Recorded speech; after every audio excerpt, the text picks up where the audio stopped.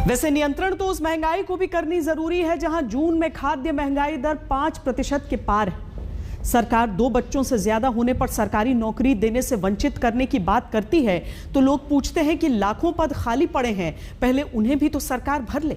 सरकारें जब भी कोई जरूरी संसाधन नहीं दे पाती तो बढ़ती आबादी को दोष देती है, लेकिन हर कमी का कारण बढ़ी हुई जनसंख्या नहीं हो सकती। कई बार कारण शुद्ध राजनीति बनती है, जैसे देश की राजधानी दिल्ली में हो रहा है।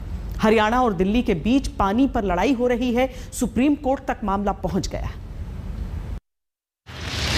एक तरफ तस्वीर है हिंदुस्तान की एक बेटी शिरीषा बंदला की, जो अंतरिक्ष में जाने वाली भारतीय मूल की दूसरी महिला बनती है, और दूसरी तरफ तस्वीरें हैं भारत की राजधानी दिल्ली में देश के बेटे बेटियों की, जो अंतरिक्ष नहीं बल्कि पानी की किल्लत से जूझते अपने स्पेस में टैंकर आने पर उसी टैंकर पर चढ़कर पाइप से पानी खींचकर अपनी और अपने घर वालों की जरूरतों को पूरा करने के लिए लाचार है, क्योंकि दिल्ली का पानी तो राजनीति की पाइप में फंसा है।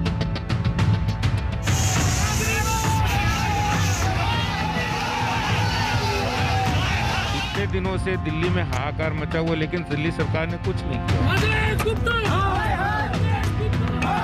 हरियाणा सरकार ने दिल्ली के हक का पानी रोक लिया है। जब दिल्ली में हालत ये कि वोट देकर सत्ता सौंपने वाली जनता सड़क किनारे घंटों बैठकर पानी का इंतजार करती है और टैंकर आते ही अपनी अपनी बाल्टी अपना अपना पानी के लिए लोग टैंकर पर चढ़कर पाइप का एक हिस्सा उसके भीतर डालकर पानी की जंग लड़ने को मजबूर होते हैं, तब ये तस्वीर भी दिल्ली में सामने आती है, जहां पानी की राजनीति के दंगल में पानी की बौछार बीजेपी के कार्यकर्ताओं पर की जाती है ताकि वो पीछे हटे। तो ऐसा क्या हुआ कि जहां आम आदमी पानी के लिए परेशान है देश की राजधानी में, वहां जनता के लिए पानी कम है, राजनीति के लिए पानी बहुत ज्यादा है। पानी पर सच झूठ की लड़ाई में सोमवार को जेसीबी पर चढ़कर दिल्ली बीजेपी अध्यक्ष की अगुवाई में बीजेपी कार्यकर्ता केजरीवाल सरकार के मंत्री सत्येंद्र जैन के घर का पानी कनेक्शन काटने पहुंचे। ऐसा इसलिए क्योंकि 24 घंटे पहले आम आदमी पार्टी के कार्यकर्ता भी बीजेपी के दिल्ली मुखिया आदेश गुप्ता के घर का पानी कनेक्शन काटने पहुंचे थे। पानी का कनेक्शन काट राजनीति की नौबत दिल्ली में इसलिए आई क्योंकि यमुना दिल्ली में सूख गई। दावा है कि 1965 के बाद पहली बार दिल्ली में प्रमुख तौर पर पानी सप्लाई करने वाले वजीराबाद बैराज में जल स्तर सबसे कम स्तर पर आ चुका है। तो जब यमुना दिल्ली में सूखेगी तो जनता का गला भी सूखेगा। मैं मौजूद हूँ यमुना नदी के बीचों बीच, लेकिन यह नदी नहीं बह रही है। गर्मी का मौसम है, दिल्ली के अलग अलग इलाकों में पानी की सप्लाई मेरे ठीक पीछे मौजूद एक वाटर प्लांट से होनी है, लेकिन यहाँ पर सबसे ज़्यादा चिंता की बात यह है कि पिछले एक हफ्ते में करीब 8 से 9 फीट यमुना नदी का जल स्तर गिर गया है, और नौबत ये आ गई है कि मैं उस जगह पर इस वक्त चल पा रहा हूँ जहाँ से यमुना नदी बहती है। जहाँ पानी होना चाहिए वहाँ अगर पैदल चल सकते हैं तो फिर यमुना का पानी दिल्ली वालों को जो मिलना चाहिए वो कहाँ गया? राजनीति के आरोप यहीं पर बहने लगते हैं। हरियाणा सरकार ने दिल्ली के हक का पानी रोक लिया है और वो दिल्ली की ओर नहीं आने दिया जा रहा है, जिसके चलते दिल्ली में यमुना नदी के माध्यम से जो पानी आता है उसका स्तर घट गया है।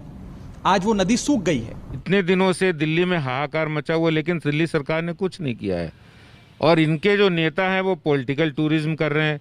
आखिर दिल्ली की जनता ने आपको चुनकर भेजा है कि दिल्ली में साफ स्वच्छ पानी, अविरल पानी उपलब्ध कराए।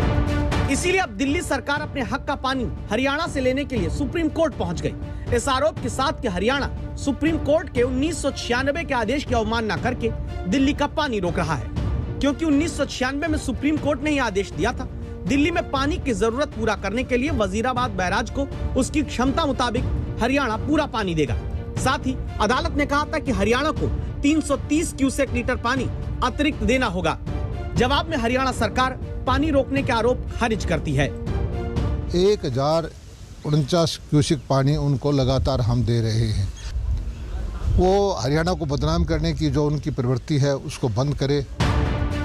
पानी के बर्बादी के आरोपों और दिल्ली की सूखी हुई यमुना की तस्वीरों के बीच में भले राजनीति खूब पानी से फल फूल रही हो, आम आदमी परेशानी है, जिसे भारत की राजधानी में रहने के बावजूद पानी की पॉलिटिक्स में फंसकर रोज संघर्ष करना पड़ता है।